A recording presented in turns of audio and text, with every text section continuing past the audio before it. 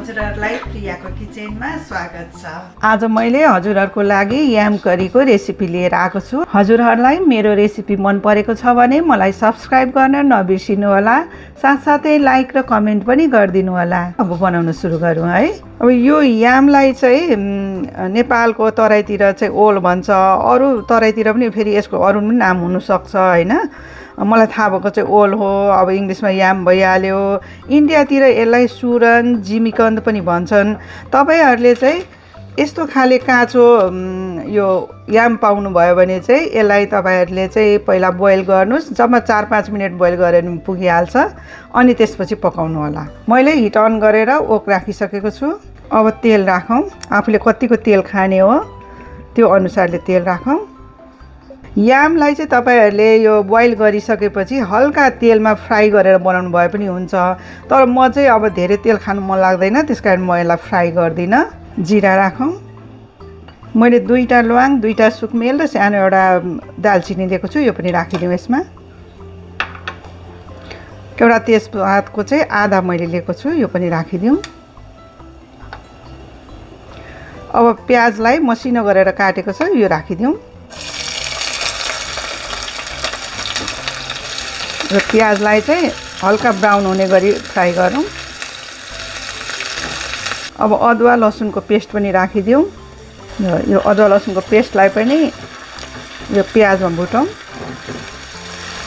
अब बेसार राखौँ। जिरा धनियाको पाउडर राखौँ। रेड चिल्ली पाउडर राखौँ। मसलालाई पनि भुटौँ। अब थोरै पानी राखेर भुटौँ।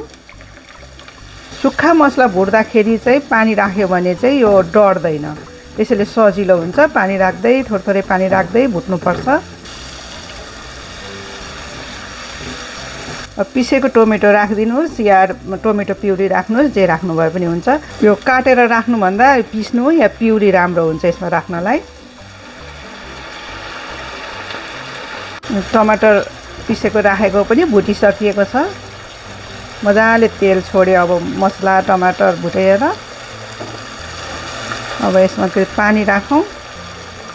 हाफ कप जस्तो पानी राखिदिउँ। अब मैले दही पनि लिएको छु। यो अमिलो अमिलो दही लिनुभयो भने चाहिँ यसमा लाइम जुस राख्नु पर्दैन। अब यो दही राखिदिउँ। दहीलाई पनि यसमा मिक्स गरौँ। यसलाई एकछिन चलाइराखौँ। यो दही राखेपछि चाहिँ चलाइरहनुपर्छ, नत्र फाट्छ।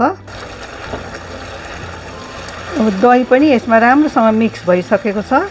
अब आफूलाई कतिको ग्रेभी खानु मन छ हैन, त्यो अनुसारले अब यसमा पानी राखौँ।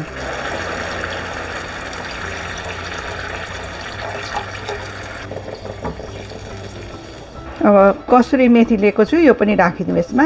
राख्दाखेरि चाहिँ यसरी माडेर राखौँ।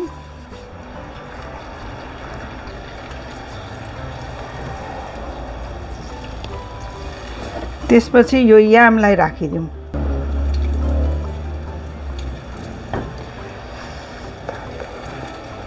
अब गरम मसला पनि राखिदिउँ। स्वाद अनुसारको नुन राखौँ।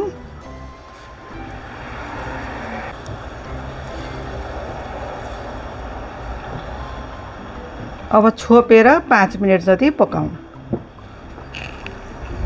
अब तरकारीलाई हेरौँ।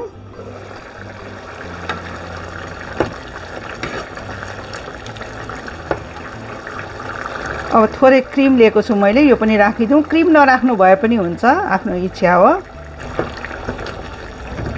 तर क्रिम राख्यो भने अझै मिठो हुन्छ।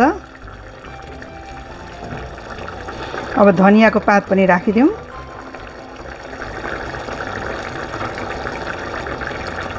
अब यसलाई मिक्स गरिदिउँ।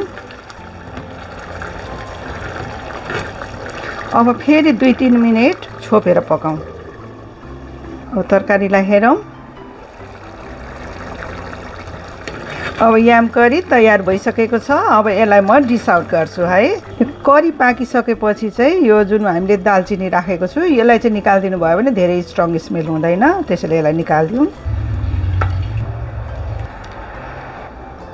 अब धनियाले गार्निसिङ गरिदिउँ।